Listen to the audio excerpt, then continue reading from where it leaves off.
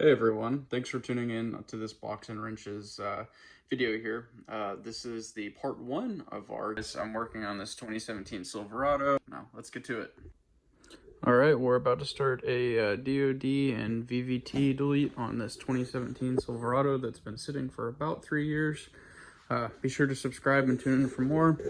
We're doing a stage 2 truck cam, and otherwise it'll be a pretty solid build. It's got good oil pressure, so not hoping for too much chaos here. But it's the first time going in on this different style of fuel injection engine, so that'll be pretty interesting.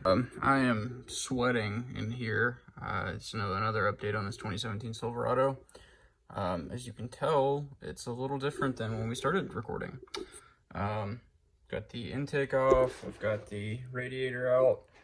I undid one of the condenser lines. Thankfully no Freon leaked out, but I don't think the AC was working on this anyways. So that was the only thing that I'm not quite used to, but as far as familiarity with Gen 3, Gen 4 LSs, you can see that this top cover is drastically different. One thing I noticed is that the rocker arms are not on, a single plane, that big metal bar anymore, so they're independently mounted.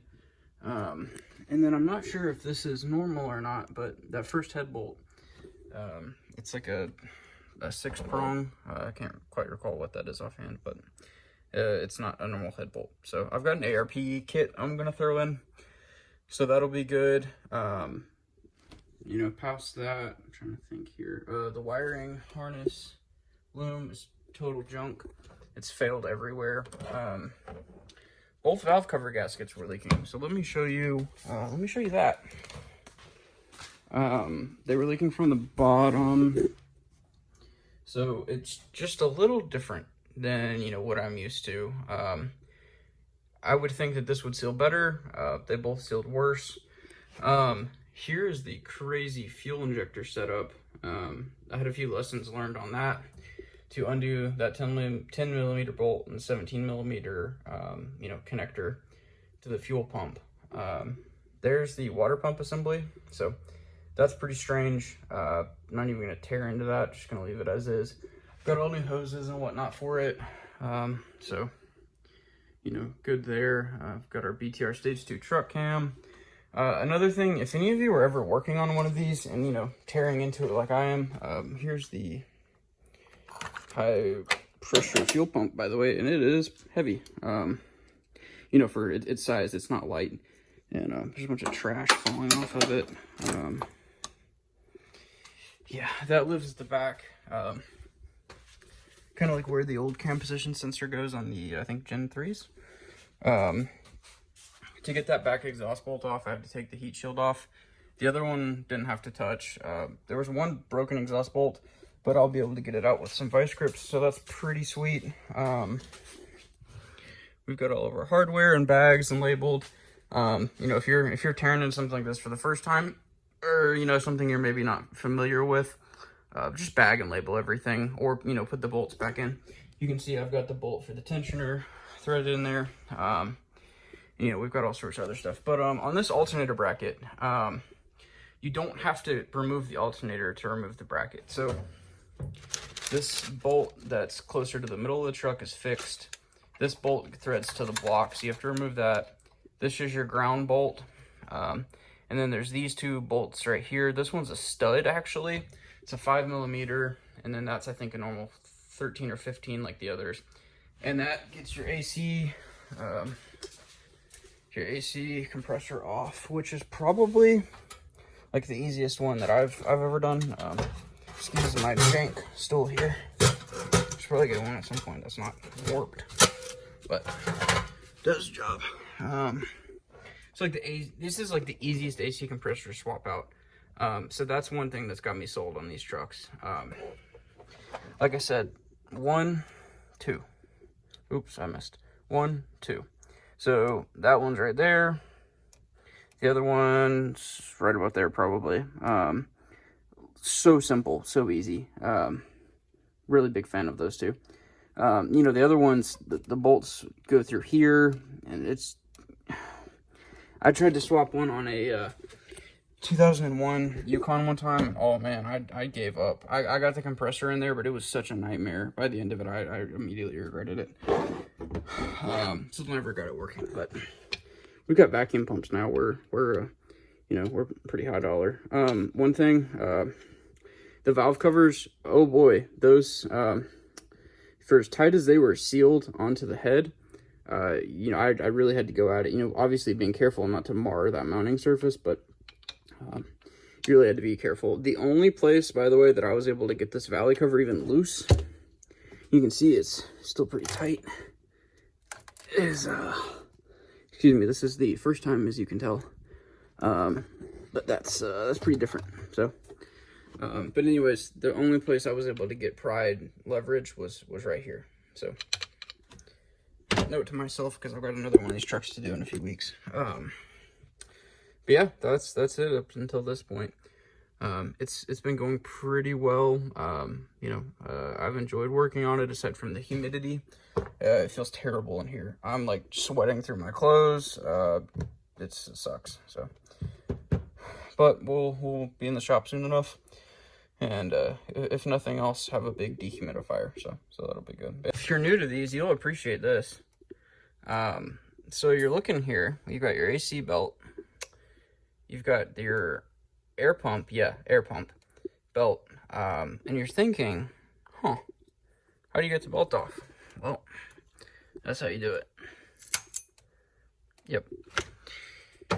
They're essentially single-time use belts, so you know, I think the tool, the person I'm doing this work for, was able to, you know, pick that up for me just to save some effort and make sure everything was done right as far as these belts go. But yeah, that was like $100. I've seen where you can use zip ties. So I'll do a review of the tool. I'll do one with the tool, one with zip tie. You know, we'll see which one makes me more angry. But yeah, so that'll be pretty good. But yeah. That's just a small update on the 2017 Silverado here. Still humid, still working on it, so thanks.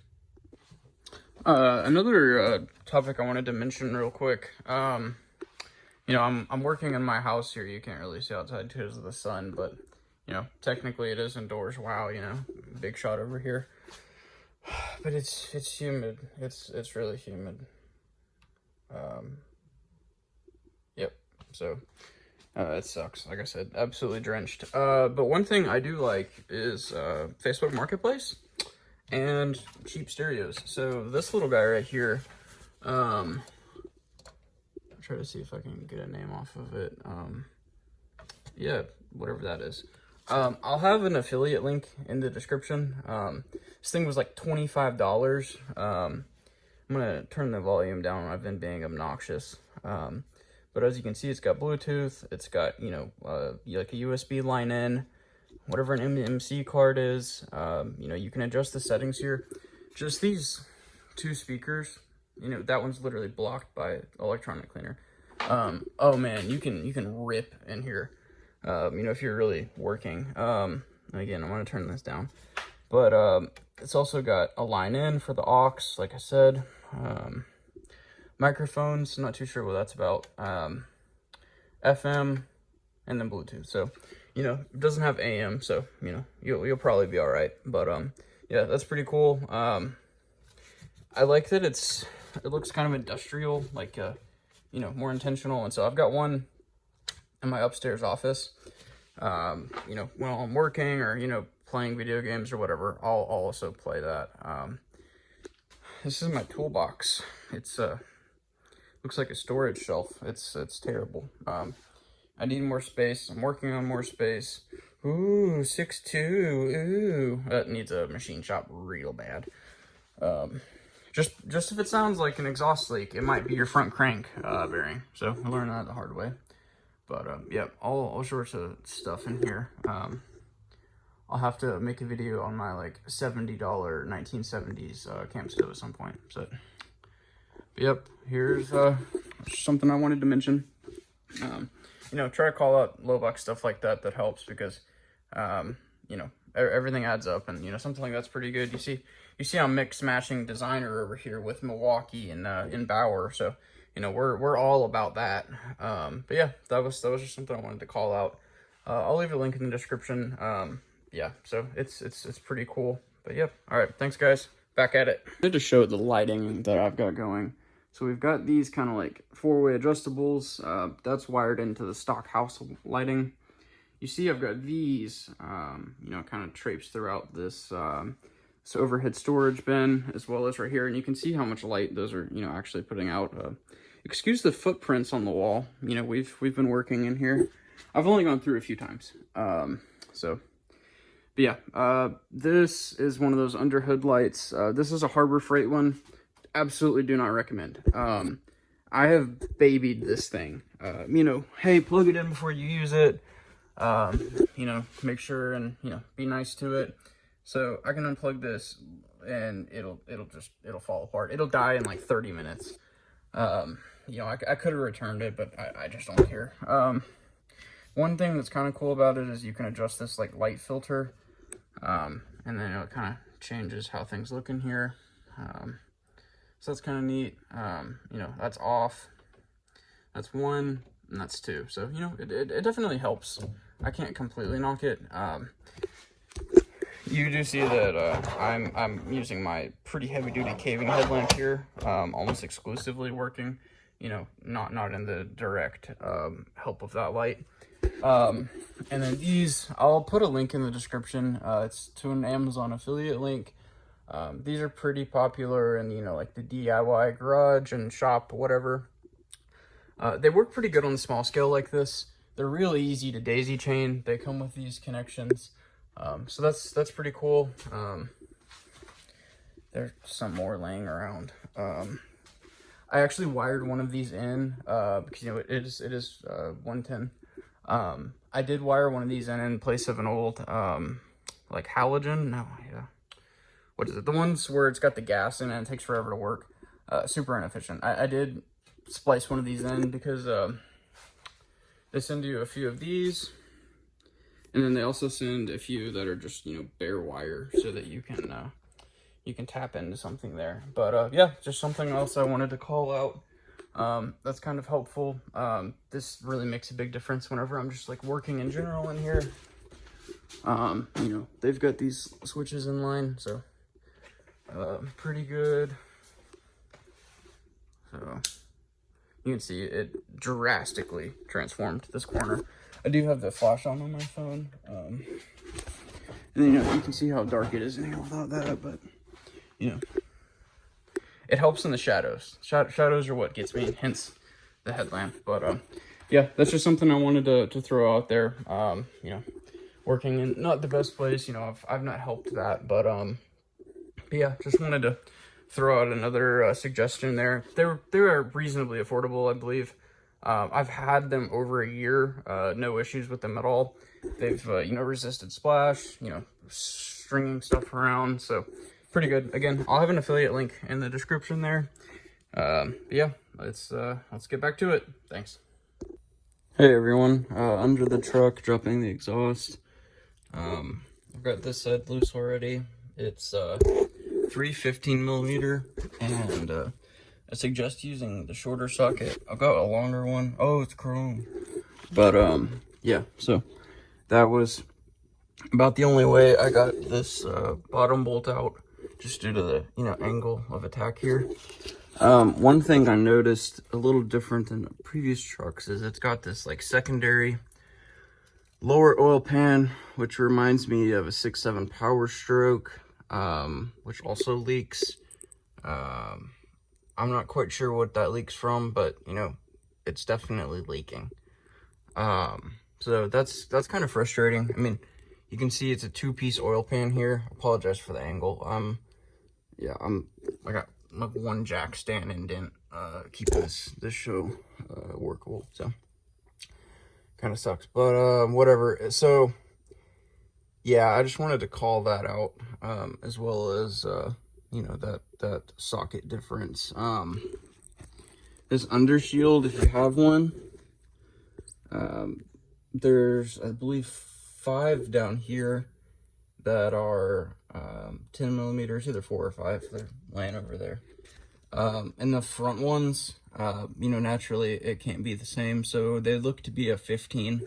I haven't gotten that far into it yet, but yep, thanks. Hey guys, quick correction.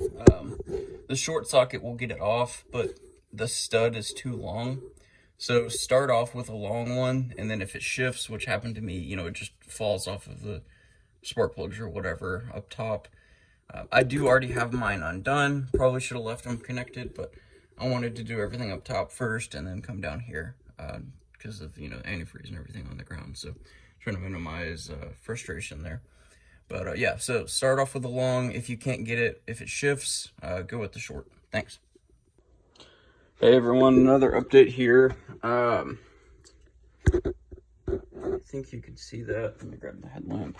I've been using the mess out of this. Battery's a little dead, but you'll notice that's not a normal head bolt. I started to kind of, you can see that that's you know, a conventional bolt down in there, which is what I'm used to, same as that. That's one difference on here. That's a 13 millimeter Allen bolt. Currently just had to order some. I've got some small ones. I don't even remember what I've used those for. Probably brake calipers, I think. But yeah, that's definitely kind of weird. You notice here they still have the indents. Well, one of them at least, where the smaller torque bolts or torque to yield bolts for the heads used to go. Looks like the rear as well, but that's no longer present. All of the rest are conventional except for this one Allen there. So thought that was kind of weird. The rocker arms are 8 millimeter, so that's good. I've got the exhaust manifolds out. I did not have to remove the steering arm, steering shaft, so I absolutely hate dealing with those, so I just don't. The only one I ever had to do was on my Escalade, and it was related to that boot tearing, so did not mess with that otherwise. It's just a nightmare, typically. But yeah, I was able to work that out. You know, I had to kind of jiggle and wiggle a little bit to get that manifold. This one just came right up, so that was pretty good. But yeah, just wanted to call out that Allen bolt. Definitely different, so we'll see how it goes. Thanks.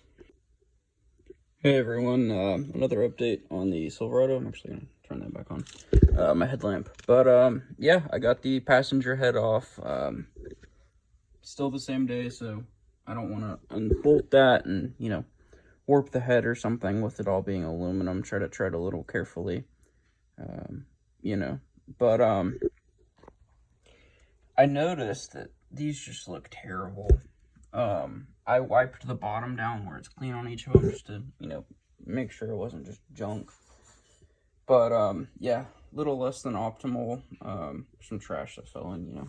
I'm dropping the oil pan anyway for the cam and all that. But hop out of the engine bay here. The head also looks pretty, just, I don't know if some like additive needs to be run in there or what, but it just looks terrible. Was that the BG MOA or something like that? I'm probably gonna suggest my father-in-law to start doing this.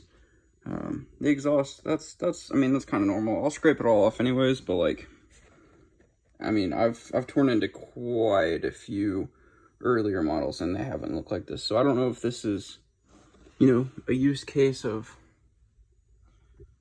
you know, whoever was servicing it, but I'm trying to see if I can get the, well, there's definitely like a leading edge there where it sticks up. You can kind of see it there. You know, a little less than optimal, but rocker arms all looked fine. None of them had any weird play. I've got all this off and labeled. Passenger head bolts came out like normal. Again, like I said, they're all the same size, so that's honestly kind of neat. The dowel got stuck, so whatever. Oh, if you want to buy one of those to replace, by the way, they're like $10 or $15 on eBay, so don't lose those. That was, I felt like I was wasting a ton of money doing that. But I am about to call it a day. I think this is like day 3, really like 2.5, but I've got the oil all drained. Coolant's, you know, gone. Careful what falls out of the head. Next is going to be jack it up, move my jacks back to the frame, drop the front diff, take the oil pan out, and then take that front cover off. I need to do some more research on it because, like I said, this is my first time dealing with that VVT. On this 5th gen, my Escalade had it, but you just replaced it with the old cover. So I'm gonna do some research before I really deal with anything there. But yeah, it's going pretty well. It's, you know, you're pretty straightforward, just a few little quirks with some of the generational updates there. But yeah, going pretty good. Yeah, thanks.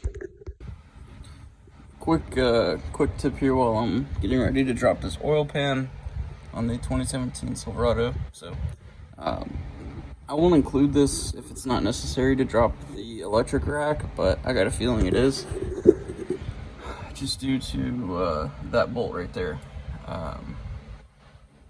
under the snout part of it. Anyways, you can get this connector off without the loom being unsnapped. The big one, you cannot.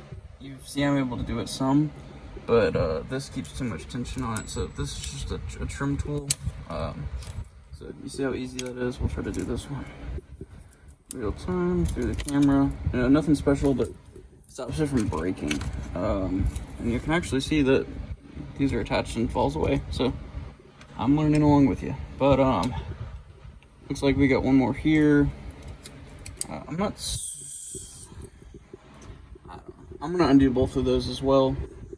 Apologize for the lighting. But I'm gonna undo, well, 1, 2, 3, and 4. That's all I can see so far. It's to get this 3rd connector off. I'm working on figuring out what size bolts hold this on at these bushings. They're bigger than 22, I can tell you that. So we're working through that piece, but slowly but surely. Thanks.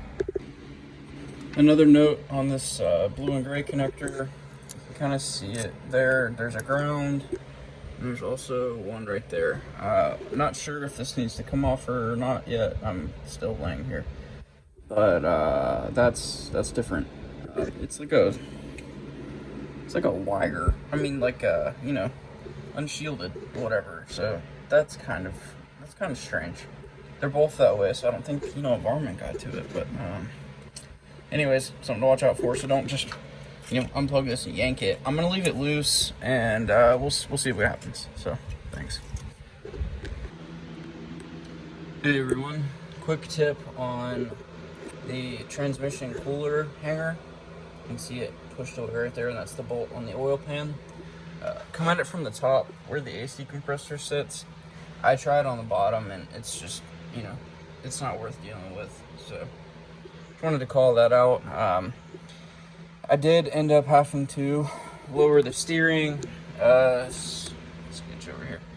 2 24, 2 18s there, and there. So that wasn't fun. I did not fully drop the front differential, but I've just kind of got it suspended in place. So we'll see if that ends up being enough. So thanks. Also, before I forget, the older trucks used to be bolted, but this wiring harness retainer here, there's 3 clips. I'm trying to sneak you around to see it. One right there, one on the side of the air pump, and then, you know, that first one I showed. So that'll get that loose, and I hope this is everything we've got to do from the top. There's the oil cooler lines, but that should be just unbolting it. So there we go. I am throwing in the towel on this harmonic balancer bolt. It has defeated the Milwaukee impact. The ratchet strap, which I've used previously, wasn't a great place to get a hold on it, and I really don't want these moving, you know, before I've cleaned everything. So currently it's holding up the oil pan. It's been frustrating. These are, you know, I'll have a long form video here soon, but you can see the oil pan's almost out. But let's see if we can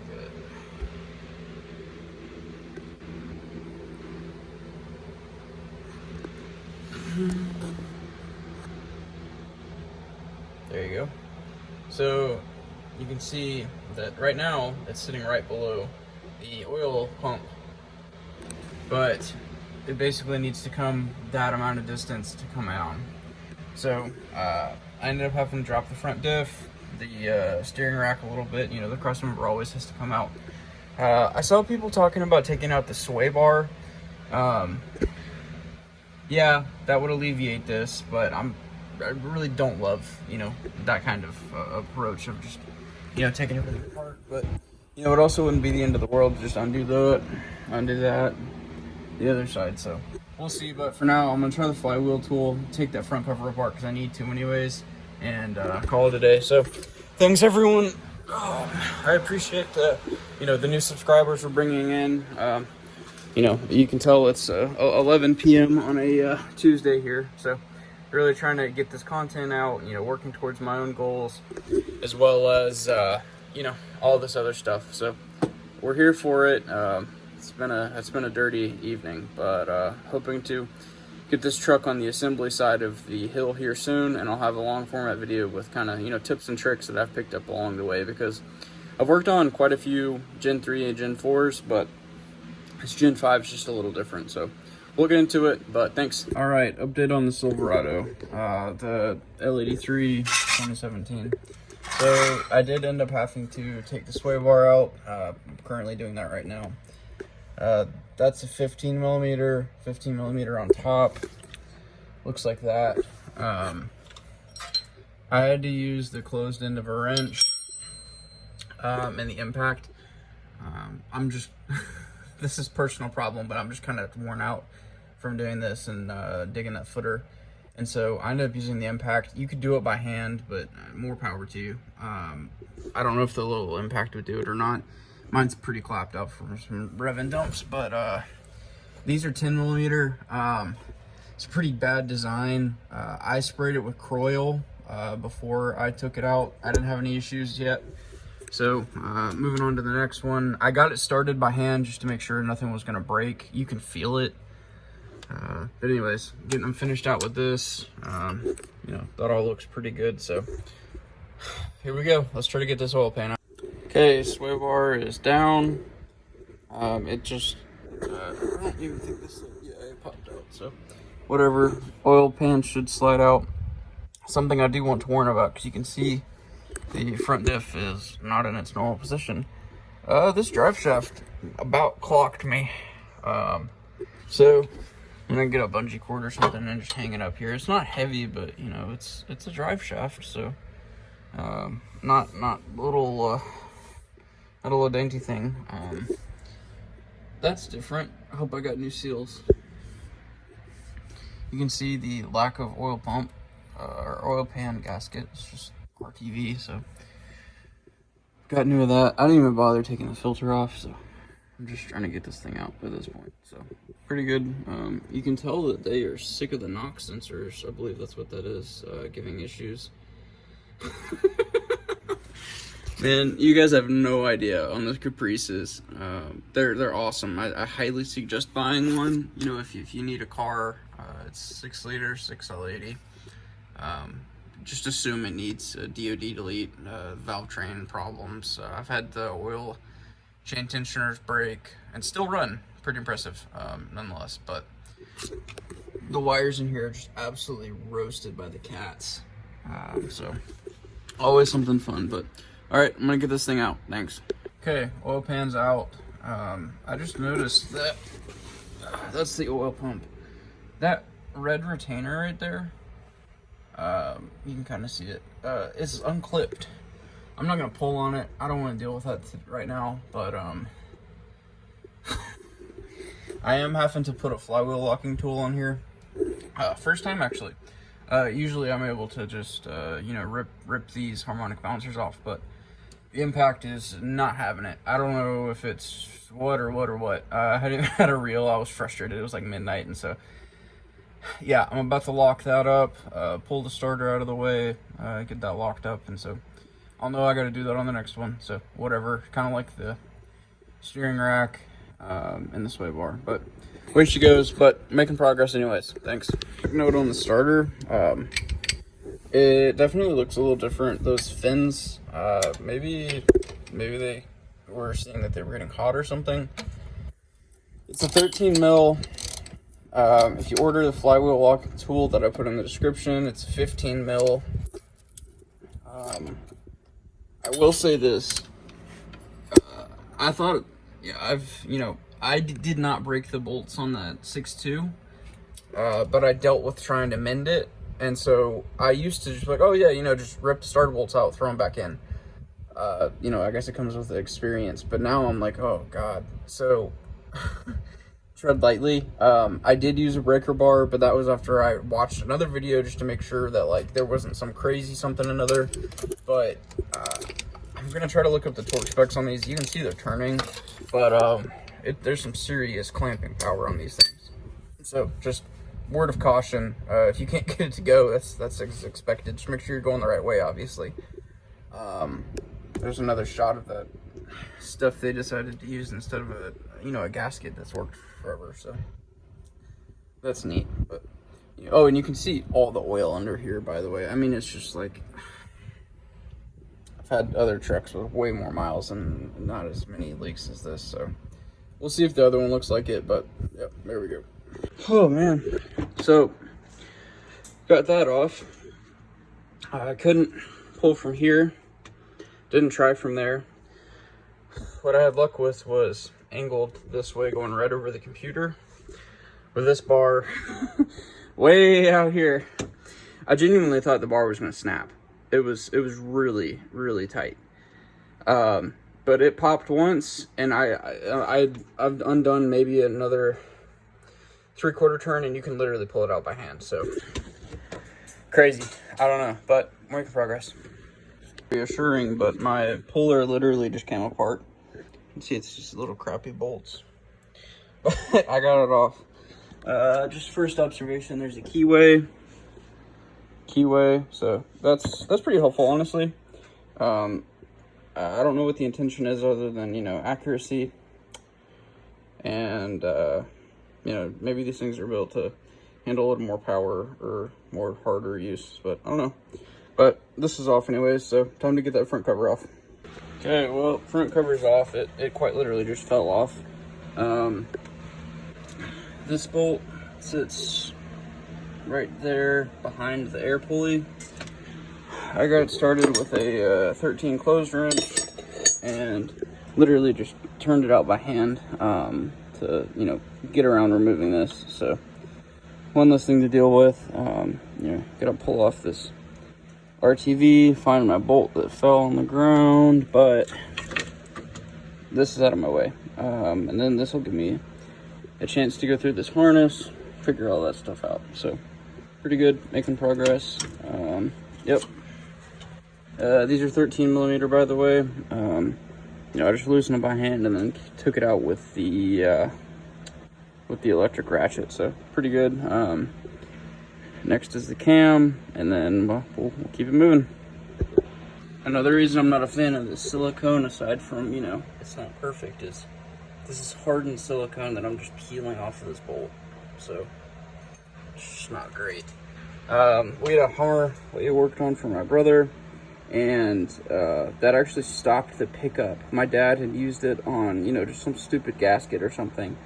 I think they call for just a little right here and right there on the Gen 3s, and enough worked its way into the pickup to cause oil pressure problems. And so, you really got to watch this stuff. So, thanks.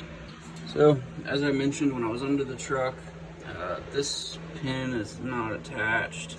What's weird is that it says STT. To my knowledge, no one's ever been in this before. It doesn't look like anyone's ever been in this before, but that's interesting. Just in general. Here's our cam gear, this VVT thing. I'm assuming the solenoid punches on this. Interesting. It's a 24 millimeter. It's real tight, so I'm gonna just work to get that off. From there, I'm assuming this comes off. I don't like this style tensioner, but I think that's the only one that'll fit, just due to all this crazy stuff going on.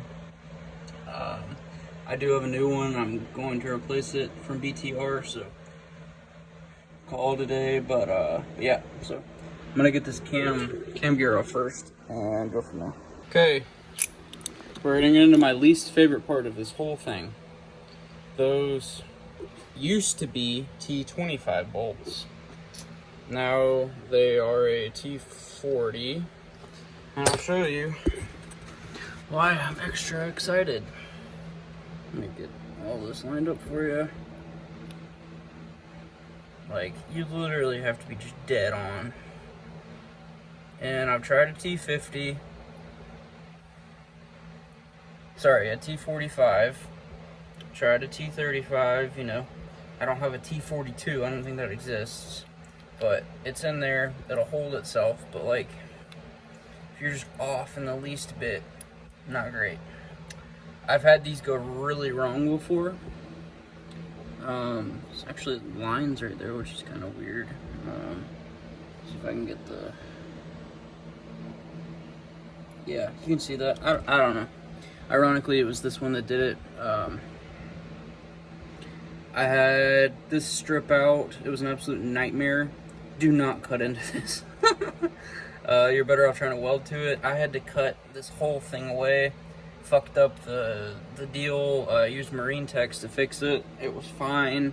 It was an absolute nightmare and a waste of like hours and, you know, so much stress. So tread lightly with these. I'm about to get the sledgehammer, beat it on there, and then turn it off very carefully. I've had it where these threads will get crooked. That's when they break. So I'm gonna check this. This is how terrible these are. And yeah, this is a I don't know, it came from AutoZone. I've used other brands, and it's all just the same crap. It makes sense for a flush design, but they're just, I don't know. I do find it reassuring that it's bigger, because the T25, or yeah, I believe T25 was just, it was really bad. So, yep, here goes nothing. Okay, that was a success. This one was ironically a little bit looser than these, you know, just off of the initial jump, but they're all loose. I can't turn them by hand, which is fine. That means, you know, everything's good in there, as far as I'm concerned. I did cut my knuckle a little bit on that guy, but I will take that over, you know, a few hours of just absolute misery. So, well, let's get this out, get the cam pulled out. I got my gloves ready, so let's get this puppy out. Well, this wasn't ideal. Every other vehicle I've ever worked on, I've been able to just pull this out of the way. As you can see, there's no cam. Cam bearings look fine. Don't ever look at them. Kisses.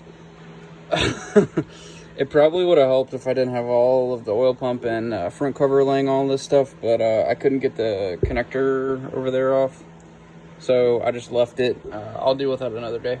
I was just trying to get this disassembled so that whenever I return to this after some family things, I can start cleaning it. I can get this taken apart, clean all that up, clean the cylinders out, get this freaking mouse nest out of here. This is where most of the crap came from.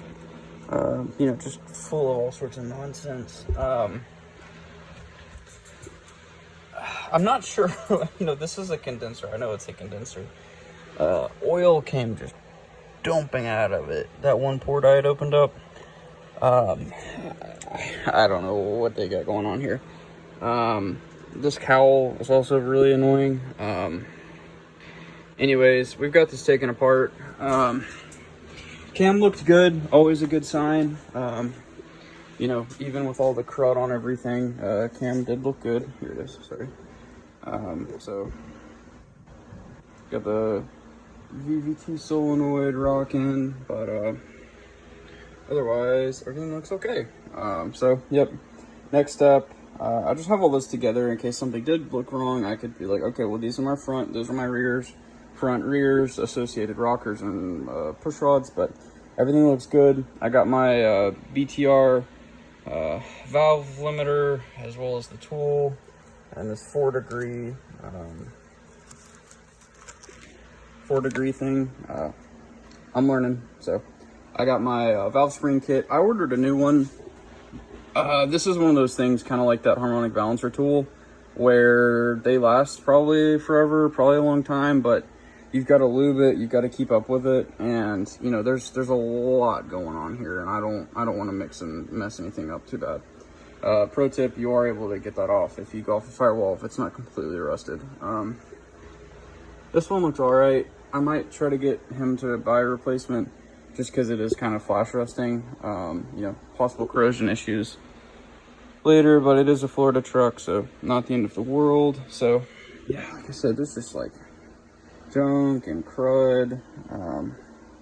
She needs cleaned. I'm gonna talk him into a parts washer because that would really benefit all of this stuff. You know, I'm not gonna have something big enough to dunk the engine in, but like, you know, all that, just calling it varnish. What is it? Do you know? If you know, throw it in the comments. Trying to learn, trying to be more, you know, trying to be more accurate for you guys, and apparently pest prevention. So yep. Well, hey, this is going to be my last update of this video. I've decided to turn this into a 2-part series just because it's taking me so long to do it. You know, I'm doing this after work on the weekends. Thankfully, I'm on the rebuild side here, but you know, I want to get this out, you know, get people who are interested in this. Maybe you're contemplating doing it yourself. Give you some reasonable updates. I'm sure that was actually kind of bright, so apologies about the headlamp. With as big as this thing is, it honestly doesn't feel that bad. I used to do caving back in college with the outdoor program, which was pretty fun. But yeah, this thing was pretty sweet. I had it ever since. Definitely looking forward to an air-conditioned workspace. Right now, you can probably hear the box fan in the background, and we left the garage door open for like 3 hours on accident right before I got in here, so that wasn't ideal, but we made it through. So I've got some obviously updates here. I'm working on the 7.3 truck, the 6-door Excursion you'll see in the ending credits of this video. So I'm gonna get the computers back in that soon, get that on the road. I've got some other updates as well that I'm working on. I am working on a go-kart I'm swapping an engine into. I never had a go-kart. I had a little 4-wheeler as a kid. So I want to have some fun with that. You know, past that, doing some shop cleanup. So, you know, you got to do what you got to do. And I'm right here with you guys. So if you've got questions, if I did something really stupid, let me know. Otherwise, stay tuned for the next update where we clean all this up, put our new cam in it, evict the mouse nest, get this puppy back together, and see what it sounds like. So I'm looking forward to it. I'm sure you all are too. I appreciate it. Keep on keeping on, and we'll see you in the next one. Thanks.